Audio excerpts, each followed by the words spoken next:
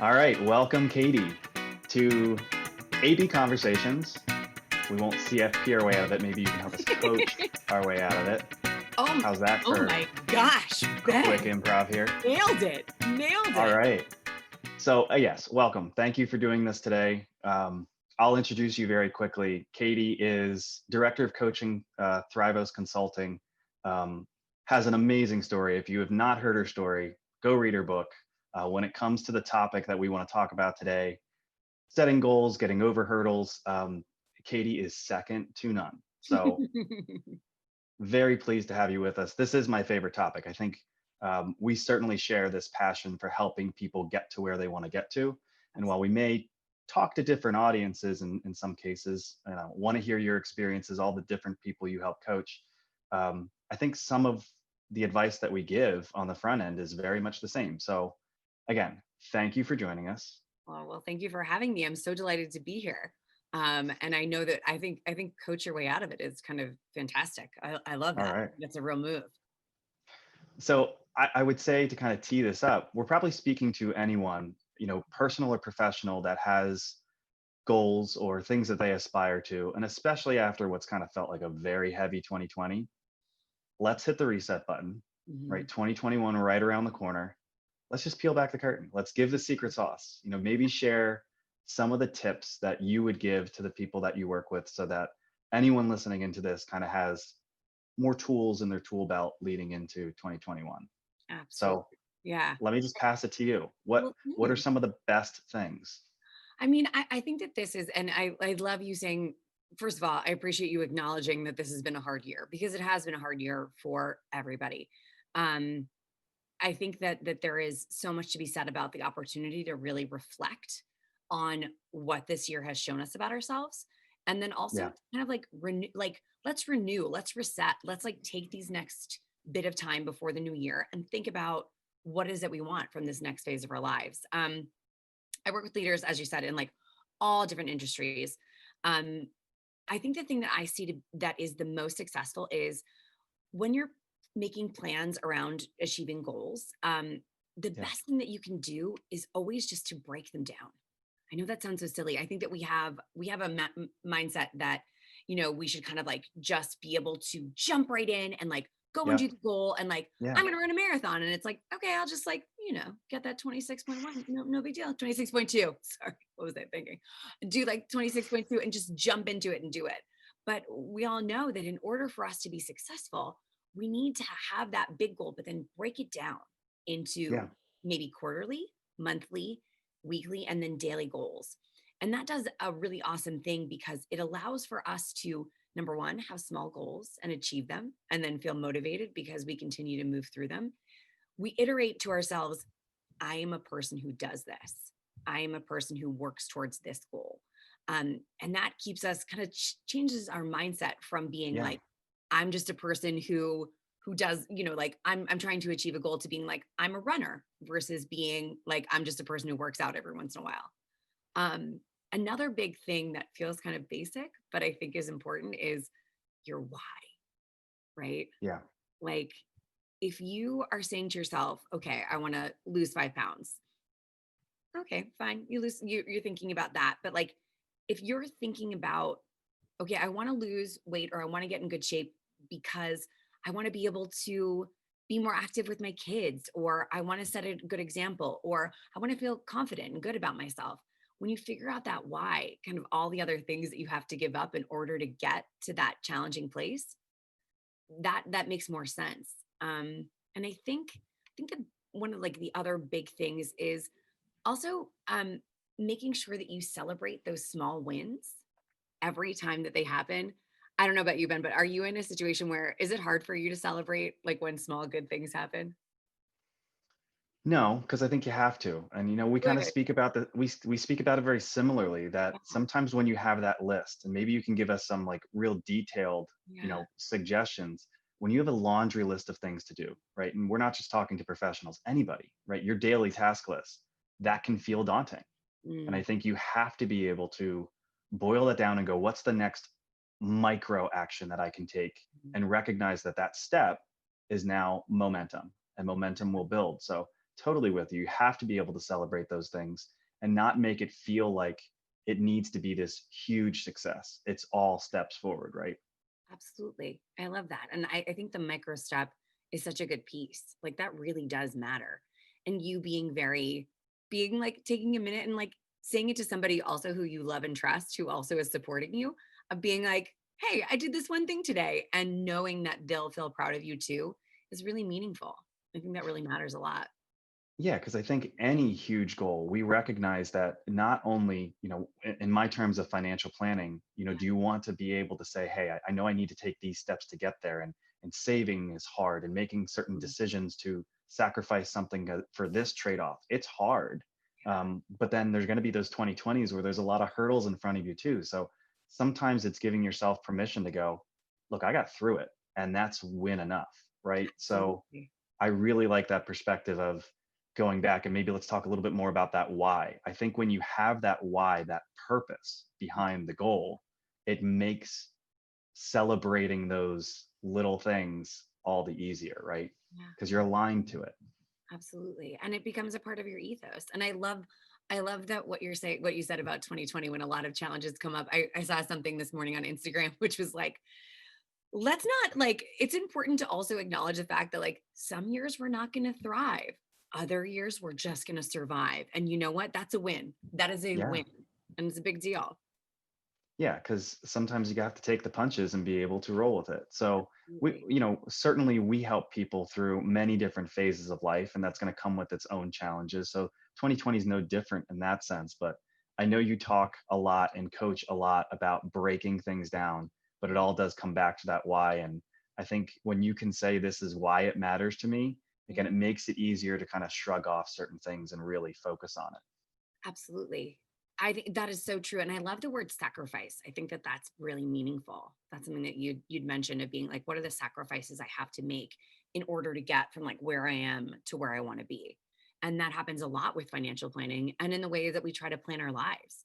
It and but then the thing that is really interesting is making that sacrifice have meaning and weight and of being like, I am Yeah. saying something that I love is saying no to one thing means saying yes to something else, right? Yeah.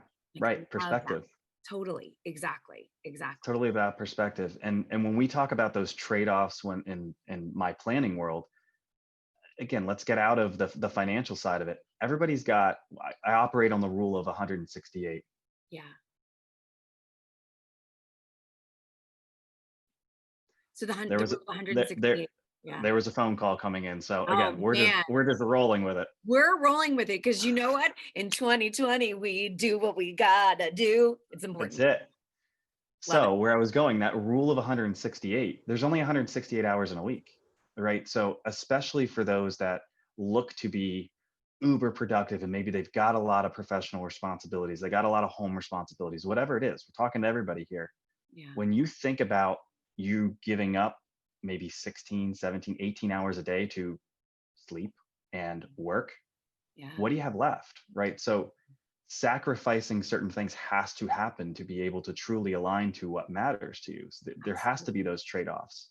Yeah. So thinking about how you ideally need to, the ideal life you want to live, and then Mhm. backing your way into the task that you need to do to get there, that's like basics of planning here, right? But Yeah. we need to have that perspective that it's going to take some sort of sacrifice.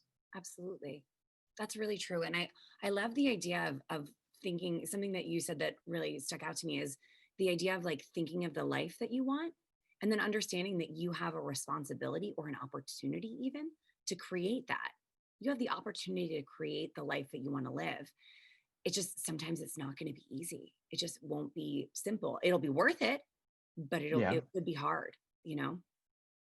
Yeah. So how do you help people kind of find that why? Starting at the beginning of a process, we can build plans and we help people build plans to how to get to where they want to get to. But for a lot of people, like, goal setting is hard because they may not be able to completely identify it. And then you get caught in this rut of, well, I don't really want to sacrifice this because maybe I'm not even really committed to that goal. So Mhm. how do you help people with the why? That's such a great question. I think it's probably very similar to what you do. Is something that's really beautiful about coaching, and the reason why I love it is Because with coaching, you have the opportunity to give someone your full, unadulterated attention, where your entire intent is to try to make their life better. I have some relationships with people that I coach where they don't know anything about me. They don't know, Hmm. like, very little. They barely even know where I live, because the conversations are so focused on you and what your needs are. And we are so unused to being in positions where someone is going to ask you a question and Yeah. then ask another question and then get deeper and hear something interesting in what you said and be like, I'm going to ask you a little bit more about that. And what we get to do is we get to watch their faces, whether it's on video or in person, or we hear their voices. We're conscious of the pauses. And you get to ask them these questions that potentially, exactly as you'd said, that they've never asked before. They've never been asked. No one has ever just like looked right at them and been like, I want to know about what you want. Right. And that's kind of the way that we get there. And like, then that's one part of it. Another part is just like discussing your values, what gives you Yeah. joy, those kinds of things. And I think that's really similar to the work that you do, right?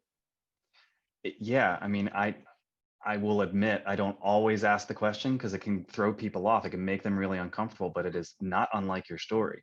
Mhm. Um, when you're meeting somebody for the first time and truly trying to get to the root of what what matters to them, Yeah. you kind of have to ask that question. If you only had 5 years to live, like how would you want to live it? Or take that one step further. Things that were told to you at a very young age.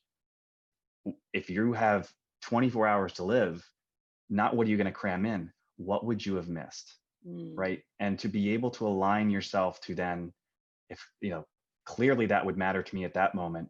I've got my whole life ahead of me. It should matter to me now. And that's a really, maybe uncomfortable for certain people to think that way, but yeah. that truly gets to the root of what do you value? What is your vision? Let's align these things. Absolutely. Yeah. And I think that those are real conversations that we're just so much less likely to have, like, with new people. And the reason why it's uncomfortable is because it's asking us to grow and to think about things from a different perspective, which I don't think we ask of ourselves really often, you know? Yeah. So I think that's a really good kind of launching off point to finding people's why. Let's Mm. then, I know you've got a lot of tricks of the trade here. What are the things that you would coach somebody through to help them then develop good habits? Mm. I talked about the rule of 168, but I Yeah. know you've got far more. What are the things that they would need to have in their own tool belt to then stay aligned to that why? I think that there is I'm a big fan. I know we've talked about this, offline about the productivity planner. I find that to be Hmm. an incredibly meaningful tool. It's a great way for you to organize all of your days. And it does speak to the rule of 168 of being like, okay, if you've got a work day or you've got XYZ amount of time, it breaks down your days into like half-hour bits. And I think that that allows for you to really like think about what you want to achieve every week and have like these 15 things, then break them down by day. And then the most important piece is at the end of them, like end of the week, what were your wins? What made you Yeah. feel successful? Like, what is something that you want to talk to somebody else about and say, like, this is what I did? Where were the places that you'd like to improve? And then moving on from there. A big thing for me, a thing that I'm a huge fan of, this gentleman named James Clear, is Hmm. he actually went to Denison University, my very tiny school in Ohio. And he talks about habit stacking, which is really interesting. It's the idea that that we all get up, like if you're a hygiene person, you are getting up and you're brushing your teeth, right? Yeah. And so what if you stacked a habit on top of that in order to create another small change? So when you brush your teeth, you actually stop after you brush your teeth, get down on the bathroom floor and do 10 push-ups. Or that you like to have a cup of coffee first thing in the morning, you put a journal and you write down the things that you're grateful for in order to try to create a gratitude practice. I Yeah. think that those things are really meaningful too. Yeah. I Yeah, buy that. yeah, it's I mean, really we cool. we talk about that too. Repetition is hard, but once it becomes a habit, hopefully it's not as hard, but it's staying committed to those things too. Again, I can bring it to financial planning, automate your savings. There are certain things that you should just do by repetition, but you know, having those habits and stacking them, I hope helps people kind of shrug off discouragement too, right? Yeah. And it always sticks with me. It's the stone cutter story, and I'm sure you've heard this somewhere, right? the stone cutter's hammering the stone. It's 10 hits, it's 100 hits, it's 1,000 hits. And you're looking at the stone going, nothing's happening. Why does he keep doing that? Well, it's the 1001 hit that cracks that thing in half. And Absolutely. it's not because of that one hit, it's because of the 1,000 before it, Yeah. right? So I think habits are so important, and being able to kind of set that plan the day before for those things that need to squeeze in, but not to compromise the good habits. Absolutely. Yeah. And also, like, not, I think that another thing to speak to that is like, if there's a day when the habit doesn't work out, you didn't do the thing, you didn't do the thing that you said that you would do, be gentle. Like, when you're living in Hmm. your humanness, right? You're a human being. Sometimes things come up. Sometimes a series of things come up, like, I don't know, 2020. Sometimes these things get lost. The most important piece is resilience, I think, is Yes. number one, be gentle with yourself. And number two, say, okay, why did this happen? And what can I do to avoid that tomorrow? It's not starting over, it's just a break, right? Yeah. And I think we see that a lot with people that are going through those life transitions, right? You're flowing from one phase of life to the next. And again, there's a lot of curveballs. It's personal relationships, it's professional relationships, it's things out of your control. God forbid it's health, something of that nature. But, I think we have to be able to kind of not let that snowball. When we see that financially too. Yeah, I know that you tell me these things, Ben, just unplug, right? You Yeah. have to be able to unplug and allow yourself to hit that reset button, so you don't just start letting those habits go because things haven't been going the way that you want, that you can unplug, reset, and then get back into those healthy habits. Absolutely. Anne Lamott, she's a wonderful writer. She said something which I quote all the time, which is everything works better when you unplug it for a little bit and then plug it back in, including you. You Yeah. know, it's really, really meaningful, I think. I mean, and it's a tough thing right now, I think, because it's the end of the year. It's been a wild year. And because we've been at home, it feels like, well, do I need a vacation? Because I've been in my house. I've been where I live in New York, and like a lot of people are not back in their offices. So Sure. they're working from home. And that creates a space where they're like, well, what am I going to do? Just stay at my house still? And it's like, yes, that is exactly what you're going to do. You're going to watch Netflix. You're going to drink some hot chocolate. You're going to like live the dream in that way and make sure that you're taking care of yourself. Yeah, just live in it. Exactly. So my other thought there, as you were kind of sharing that, is when we think about things that we may be able to do better in 2021, right? Mhm. Trying to look forward, trying to plan. Yeah.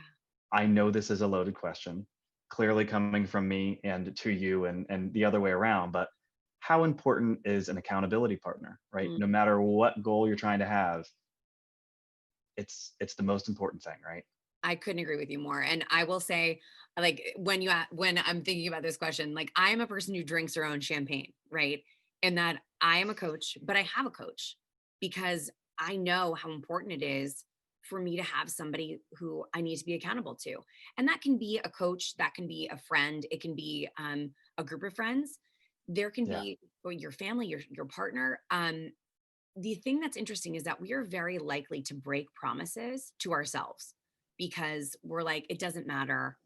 What's the big deal? That kind of a thing. But when somebody else is invested in you and is going to be checking in on you, the feeling of disappointing somebody else is so much deeper than you like having to do that one hard thing. Also, it kind of levels up when you are investing in yourself and investing in a coach because you have skin in the game. That's In right. that, I know for myself, like I'm paying XYZ dollars in order to like make this goal happen. And if I don't do it, then I've just thrown this money away. And that doesn't feel good. Nobody, as a certified financial planner, that's not good planning. It's not good planning at all, right? So it's not only to have the accountability partner, but I think we can all recognize that getting through things on our own, especially when things feel heavy, right? If these goals really matter to you and you're starting to hit hurdles and not knowing how to get over it, like, it truly is that mental image to me of having somebody shoulder that load, Yeah. right? It's that joys can be doubled, but kind of the hard things can be cut in half too. So I think it's really important. I'm sure you're taking on new clients. Yes. I'm taking Yes. on new clients. Exactly. Um, you know, use this podcast as maybe a reason to check to see what help is out there, right? Absolutely. And I will say, like, just as a side note for anybody who's listening, please feel free to find me anywhere. And if you mention this podcast, I'd be happy to give you a free session. So How about that? yeah. So um and So yeah. go ahead. No, please. I think that the thing that you said about the accountability piece is of someone to shoulder, of being able to like whiteboard and think about a challenge creatively with somebody else's versus like the way that we kind of rotate a problem in our mind over and over again and it Yeah. feels impossible. Having somebody else come in with a fresh perspective can be so meaningful. And I also love the idea of your joy is doubled because having a cheerleader, having someone to like root you on, man, is that life changing. Like, how good is that? We need it. Well, and I think, I keep coming back to this word perspective, right? Mm, And it's why I really love having this conversation with you, because you have this perspective of working with how many different people that, right? The challenges may be different, but really at their root, that they're not. yeah. And we see the same thing.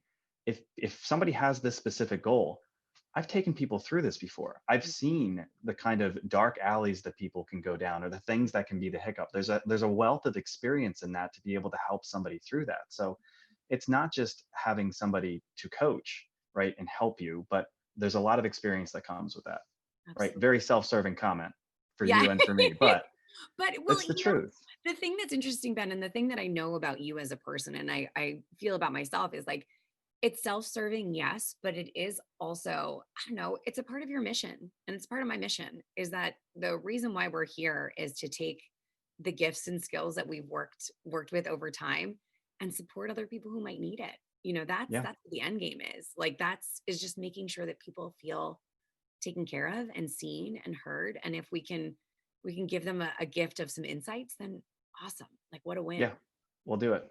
So I want to kind of wrap up. I know we've given, I hope, a lot of good secret sauce here and some simple tips, right? This isn't rocket science, but it is the perspective I think certain people need to hear kind of going in next year. Yeah. In the spirit of kind of New Year's resolutions, right? I like the idea that in order to bring something new into your life, you got to let something go. Ooh, love What that. say you about that philosophy? I think that's very meaningful is understanding about asking yourself the questions of what's serving me and what is not serving me. And I think that that even speaks to your rule of 168, right? If we only have a certain number of hours every week, then if there's something that is not doing right by us, then like let that go.